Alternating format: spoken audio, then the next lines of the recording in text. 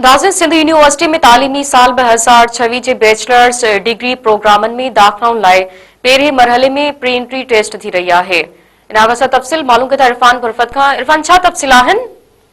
हाँ जी, अॼु सिंध यूनिवर्सिटी जामशोरो में अॼु 2026 प्री एंट्री टेस्ट जेका आहे उहा अॼु थी रही आहे।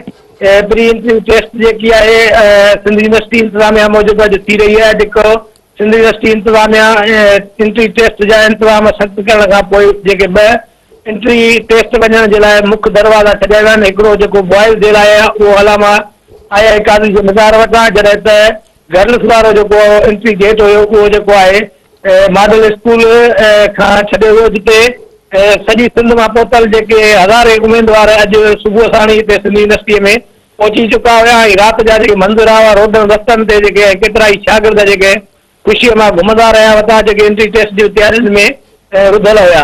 अॼु सुबुह जो उन्हनि जे पहुचण जो सिलसिलो जीअं ई शुरू थियो त सिंध यूनिवर्सिटी इंतज़ामिया उन्हनि जा इंतज़ाम जेको आहे उहो मुकमल कंदे, जॾहिं उन्हनि जे पेरेंट्स जे लाइ जेके वेटिंग रूम क़ाइमु कयूं वयूं। ऐं हिते जेको आहे तिबी इमदाद जे लाइ 1122 जेको आहे तोड़े हेल्थ डिपार्टमेंट ऐं जामशोरो पुलिस तरफ़ां जेके इंतज़ामी हिफ़ाज़ती इंतज़ाम जेको सख़्तु करण खां पोइ अॼु एंट्री टेस्ट में हज़ारनि जी तइदाद में जेके शागिर्द आहिनि उहे टोटल जेको अंग आहे 9343 उमेदवार आहिनि, जिन में 1301 जेको शागिर्द शामिल आहिनि।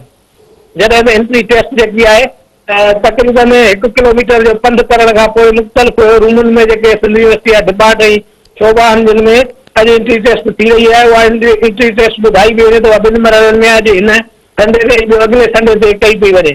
एंट्री टेस्ट जेको आहे हींअर शुरू थी चुकी आहे ऐं उन खां पोइ एंट्री टेस्ट जा जेके इंतज़ाम ऐं जाइज़ो हुयो उहो सिंध यूनिवर्सिटी जे वाइस चांसलर डॉक्टर फतेह मरी इंतज़ामी अमलदार गद्दी ऐं सेंटरनि जो दौरो करण खां पोइ हींअर जेको आहे आर्ट ऐं डिज़ाइन में जेको आहे डॉक्टर फतेह मरी जेको आहे इंतज़ामी हवाले सां प्रेस ब्रीफिंग ॾेई रहियो आहे, जिन में इन जो चवणो आहे त एंट्री टेस्ट जेकी आहे इन में तक़रीबन 9300 उमेदवारनि शमूलियत कई आहे।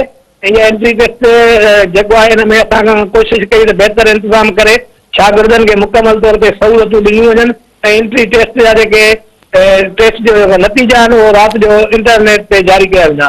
यादि रहे त हीअ प्री एंट्री टेस्ट जेकी आहे उहा तक़रीबन जेको सिंध यूनिवर्सिटी जे मुक़ररु वक़्त ते न थी सघी ऐं उहा लेट थी सघी आहे। बाक़ी एंट्री टेस्ट जेकी सिंध यूनिवर्सिटी इंतज़ामिया मूजिबि उहा 90 मिंटनि जी थींदी। जी इरफान, तफ़सील का आगाह करण जे लाइ अवां जी महिरबानी।